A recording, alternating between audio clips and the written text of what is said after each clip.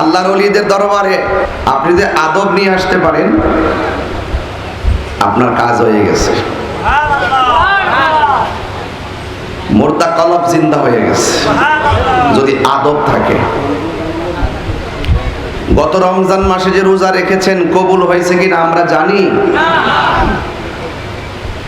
নামাজ যে পড়েছি কবুল হয়েছে কিনা আমি জানি। এটার গ্যারান্টি কার্ড, ওয়ারেন্টি কার্ড আমার হাতে। তো কি নিয়ে আপনি কবরে যাইবেন? আমি তো একটা অন্ধকারের মধ্যে আছি। এত নামাজ পড়লাম, কবুল হয়েছে কিনা আমি জানি না। রোজা রেখেছি, কবুল হয়েছে কিনা আমি জানি না। কোন আমল কবুলের গ্যারান্টি কার্ড, ওয়ারেন্টি কার্ড আমার কাছে নাই। তাহলে কি নিয়ে আপনি উঠবেন? আপনি কাজ করতে থাকেন।